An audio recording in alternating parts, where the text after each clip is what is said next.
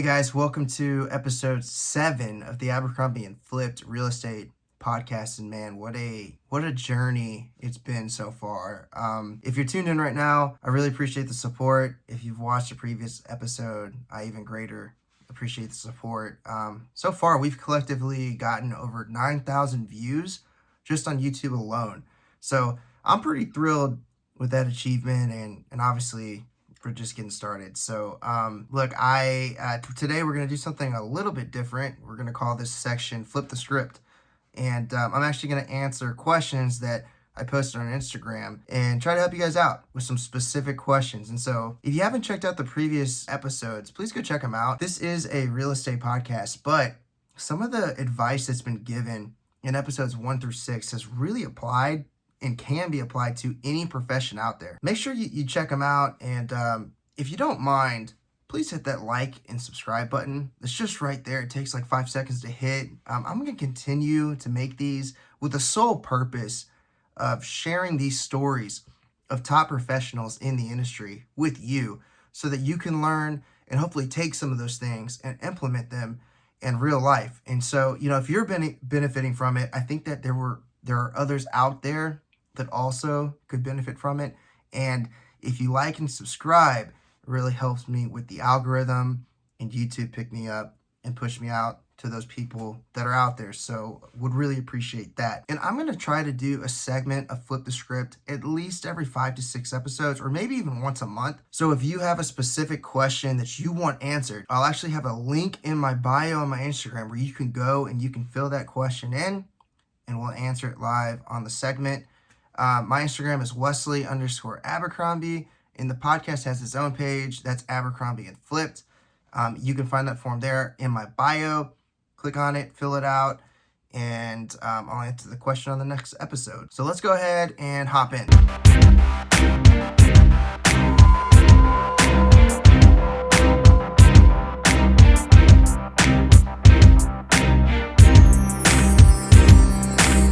So this first question actually comes from Winston out of Dallas, Texas. And the question is, how much should you be prepared to spend in closing costs, and how much should you save up for? This is actually a really, really good question, because I think this is something that I hear a lot in the industry, where buyers and sellers are often surprised by the amount they have to spend because their real estate professional didn't educate them on this information.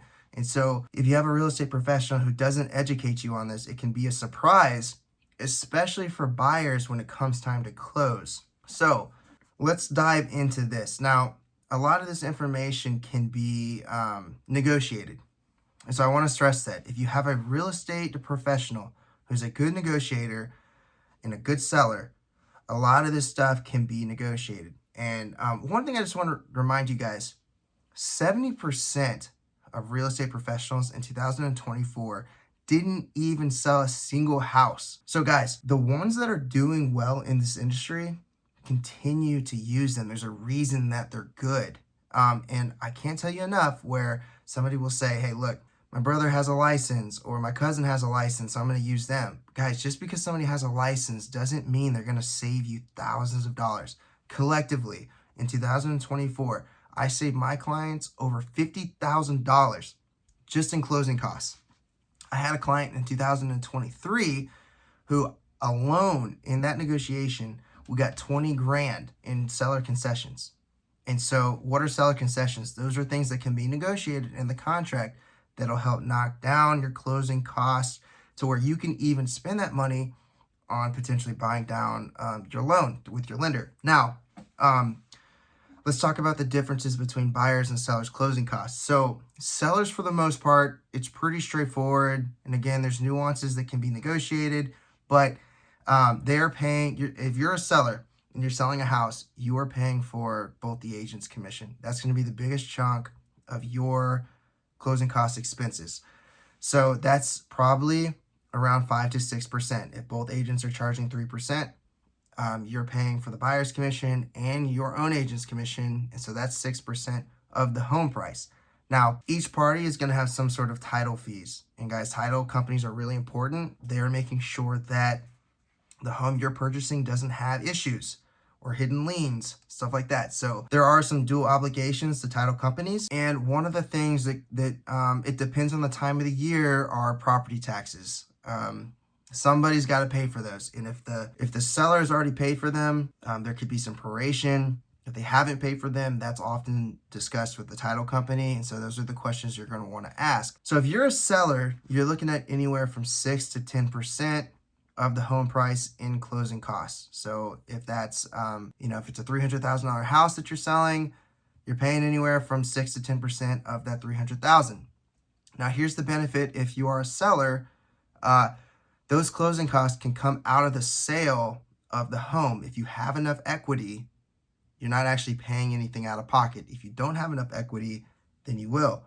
Now, if you're a buyer, your closing costs are typically a little bit cheaper. And again, this is standard, but you're probably paying anywhere from 2 to 7%. 5% is probably the average. And what are you paying for if you're a buyer? Well, you don't have to owe any agent's commission unless that's negotiated between the two agents. But for the most part, I would say the norm is you're primarily paying for your lending fees. So that's your loan origination, that's your discount points, that's your credit fee, that's your appraisal fee. These are questions to ask your lender before you hire them so that you can have a transparent understanding of what those look like. And your lender should be able to give you all that information. Now, you also have some title fees. Those are normal. And again, that's making sure they're checking that that property you're purchasing is free and clear of anything. So these are questions that you want to ask your lender. I'm not a lender. I'm just telling you experience that I've had. So make sure you ask your lender. Make sure if you're a buyer, you have a really good agent who can try to help you get some of those closing costs knocked down. But again, summarizing, if you're a seller, you're probably paying anywhere from 6 to 10%. If you're a buyer, you're looking at anywhere from 2 to 7%. Okay, so this next question is from Donnie out of Akron, Ohio. And the question is how do FHA loans work? So this is a phenomenal question because I think that FHA loans seem to be really popular right now in the real estate world. And there's a reason for that, and it's because they are extremely valuable. FHA loans were created as an incentive in a way for people to buy housing in an affordable way. And so one of the myths out there in real estate is that you need 10 to 15 to 20 to 25% down to buy a home. Well, not anymore. This FHA loan, which stands for the Federal Housing Administration, was created so that you as a buyer only have to purchase the home for 3.5% down. So that's huge. You can buy a decent house with not a lot of money in the bank. Not everybody has thousands of dollars sitting around. And so this administration understood that, and they created this loan to help individuals in that scenario. Now, something to keep in mind. You do only need 3.5% down, but you still have to qualify from a debt to income standpoint. So one of the things that I see a lot is people say, well, I really like this house. All I need is 3.5% down. Well, no, not really. Technically that is correct, but you still have to be qualified for a certain amount of home. That's where debt to income comes into place. So what is debt to income? Debt to income is where the bank looks at your monthly income and your monthly debts. And they take your monthly debts and they divide it by your monthly income. So easy math.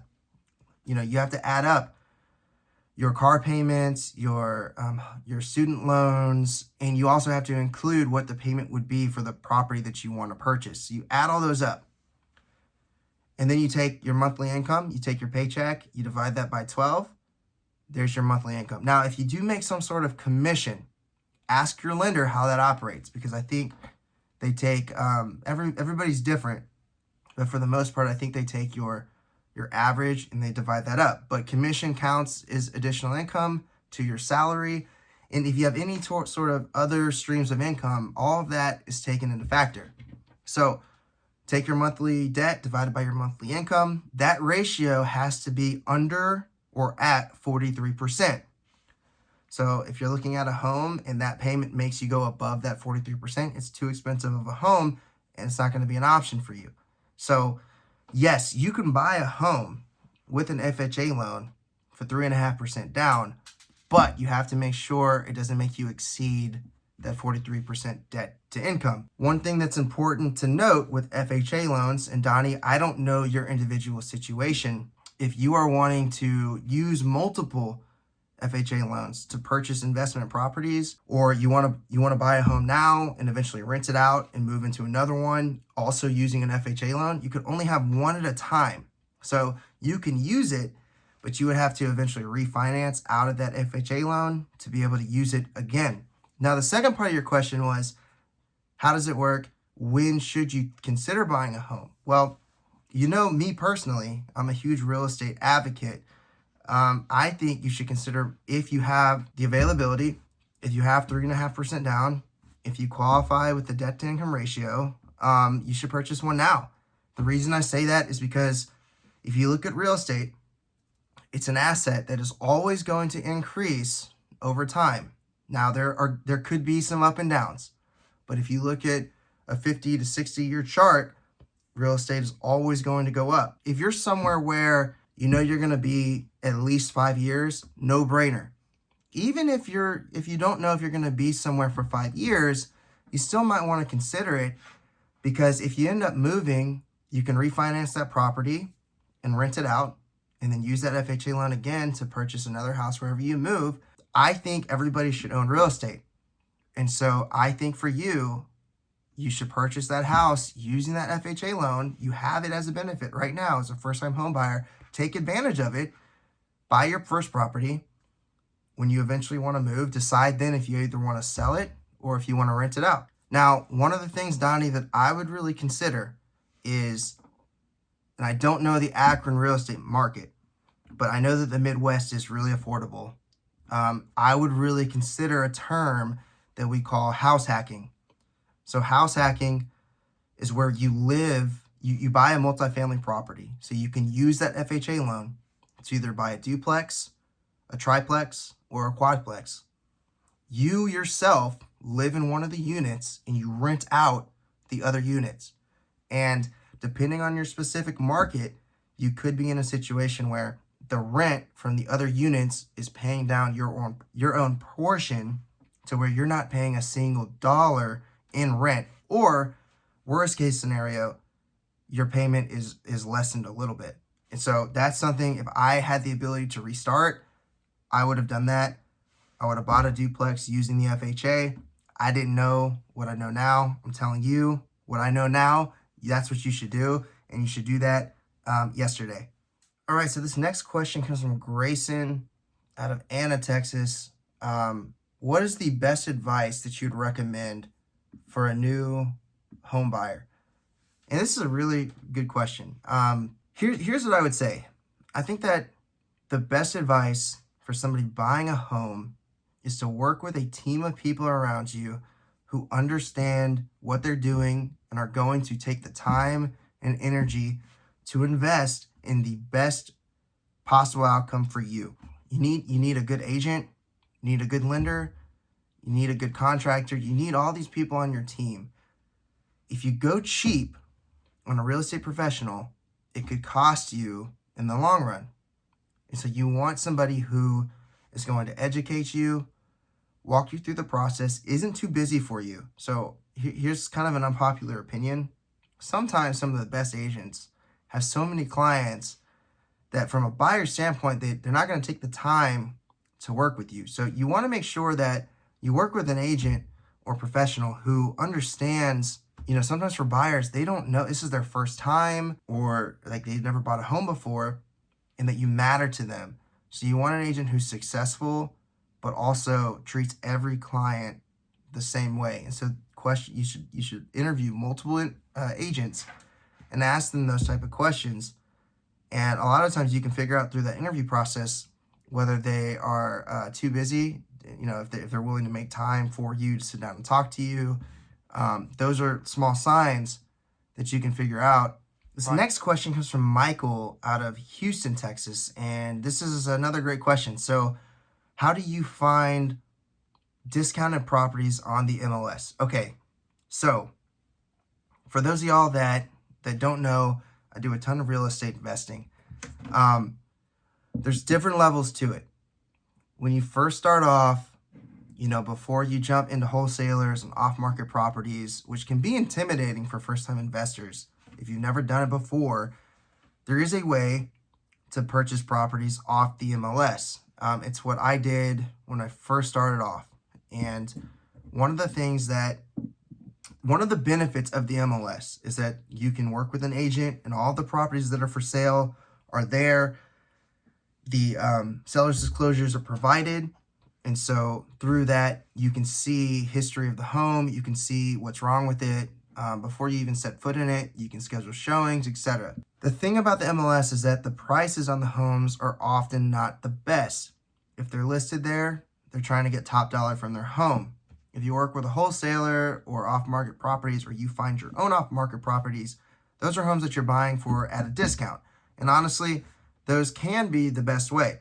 However, some of my best investments have been from the MLS, which I'll cover here in a minute. Here's another thing. A lot of times, wholesalers and off-market properties require cash purchases. So sometimes for investors, that's not an option. They don't have, 200, 300 grand to purchase a home in cash. They have to use an FHA loan, or they have to use a conventional at a 5%. So if you're one of those people, I'm really talking to you here. The thing about the MLS, every single home listed on there can be a good deal. You got to learn how to properly analyze a deal, and then you got to figure out what number works. So just because a home is listed at a certain price doesn't mean that's what you should buy that house for. So if I'm looking at a home that's $300,000, maybe that doesn't cash flow from a rental standpoint, but if I got it for $200,000, it does. And so a lot of times, if you have to buy off of the MLS, it may just be a numbers game at first, which means you have to analyze a ton of deals, and you have to be willing to put in a bunch of offers on those deals. You might have to put in 100 offers before you get accepted. And what do I mean by 100 offers? Well, our goal is going to be to get that home for a price that makes sense. So lowball offers. You got to put in offers for homes where you're asking for 50 to 75 to 100 grand off. You're going to get rejected a ton.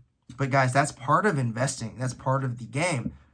Now, you have to work with an agent that understands investing and is patient with you. Somebody like me, I specialize in investing. I understand the work that it takes. I have a client right now who wants to purchase a duplex, and we're going to be putting in a bunch of those offers. And again, going back to the previous question, that's why it's so important to have somebody on your team that is willing to help you out. A lot of agents do not want to take the time to work with investors. They don't have the time to put in 100 offers. And I say they don't have the time. They have the time. They just don't have the energy and patience. So if you are interested in an investment property, hit me up. We'd love to work with you. Message me on Instagram and let's schedule up a meeting. Going back, Michael, to off-market properties and MLS, find one that makes sense. Analyze it. If you need help analyzing a deal, I have a ton of videos on YouTube and my Instagram that tell you how to do it. Analyze it. Find the price that makes sense. Put in an offer for that price. You will eventually get an offer accepted. Just takes determination, hard work. Create a goal. Analyze 5 to 10 properties per day. Put in 2 to 3 offers per day. It might take you 6-7 months before you find the right property, but eventually you will. Until you're ready to level up into that hard money, wholesaling, private investing type of world, which I don't recommend you get into that until you have experience doing one yourself prior. Okay, this question was from David, and it's what's my home worth? Well, David, I would need the address to figure that out. However, I do have a what's my home worth calculator in my bio. If you go to my Instagram, in my bio, there's a link there that you can click, type in your address. It'll send you a report on what your home is worth exactly. And it'll give you comps as well to help show how it came up with that price. Okay, this came from Maddie out of Dallas. Should I sell my house or rent it out? That's a great question. I don't know. I'd have to know your individual goals. If you need to sell it to purchase another home, you're obviously going to need to sell it. If you're in a position where you have enough down payment to buy your next property without selling it, I'm a component of holding rental property. I think it's a great asset to hold. I don't recommend selling it. I just think it's too valuable, and in 10 years, I think you'll regret selling that house. So if you're able to hold that house and it's not going to cost you money each month to rent it out, I'd recommend holding it. And even if it costs you a couple $100 a month that you wouldn't make, you might lose that because you can't cover that in rent. That's still, to me, if you're able to do it, a good trade-off to hold an asset, because in the future you'll be able to increase that rent. What is the BRRRR method in real estate? I could do a whole video just on this topic alone, but the BRRRR method stands for buy, rehab, refinance, rent, repeat. Okay, and the idea with the BRRRR is you buy a home that you can build equity into. And so, that's whether you do that through the MLS or through off-market properties. You buy a home that needs a lot of repairs that you can build equity into through the rehab. So you're looking at comps in the area and you see that homes that are fixed up are worth X and this home isn't. And so you're going to fix it up to make it worth those other homes. Those are the type of homes you want. So you buy a house, you rehab it, then you refinance it, you rent it out, and then you repeat. And you can do that over and over again through the refinance. So the refinance part of this is where you're cash out. So the equity that you built in the house from the rehab, you can pull that money out from a refinance standpoint, use that money to purchase another property and do it again. This makes your new loan the same amount of money that you're pulling out. So if you bought a house for $100,000, easy math, it costs you $50,000 to rehab it. You're all in $150,000. Now it's worth $300,000. So you have $150,000 in equity. You can refinance some of that money in equity out, pull that out, put it in the bank, buy another property. And you can do that over and over and over again. The thing about BRRRR is you got to make sure that you're buying properties the right way. So learning how to deal find is going to be the most important thing with the BRRRR model. Okay, so this question was from Nate out of Dallas. The top 3 truths out of buying your first property. So we've got a lot of new first-time buyers. Nate, to you, I want to make sure I hit on your question, but I've covered a lot of this earlier in the video. So I recommend just kind of rewinding it, watch that information, shoot me a message if you have any questions. Okay, so this is from Charles. What are the biggest mistakes that sellers make? This is a really, really good question. I have a lot of passion about the subject, and I'm not going to name the names of these companies, but there are, let's just say, brokerages out there that will take less commission and sell homes, and it makes it tough to compete with agents. Let me just put it to you this way, guys. If you don't work with a professional who understands how to negotiate and get you the most money and is honest with you, and is transparent, every dollar that you spend is going to be worth it. If you take the cheap way and use an agent that only takes 1%, or use some of these companies that only take 1% to save money, it might cost you a lot. A lot of these companies will not have dedicated agents to you who can answer your questions and can consult you. Some of these stories I've heard, these agents don't even step foot in the property. So that's who's selling your home. Is that really what you want? I can't tell you. I have maximized my clients' homes. I get them every dollar that they deserve. And if they're on the buying side, I get them the best deals they possibly can have. And that's the benefit of working with a professional. So my advice would be, if you're selling a home, the biggest mistake you can make is trying to be cheap with who you work with. Just like if you're investing in a home and you use a cheap contractor, it's going to cost you now. Do it right, do it light, do it wrong, do it long. All right, well, that will wrap up today's Flipping the Script segment. That was fun. Really appreciate it. Again, if you guys have any questions that you want answered, hopefully that was some help for those of y'all that did submit some. There's a link in my bio. Go in there, fill out those questions. I'll answer them on this podcast to the best of my ability. And if you guys need any help finding, purchasing an investment property, a home, your dream home, shoot me a message. We'd love to help you out. I serve all of Texas. Would love to be of assistance. And guys, please like and subscribe again. If you hit that subscribe button, it'll alert you when my newest episode comes out. And I've learned a ton from these people, so I want to make sure you do as well. You don't want to miss out if you want to be the best version of yourself. So appreciate you guys, and I'll see you next week.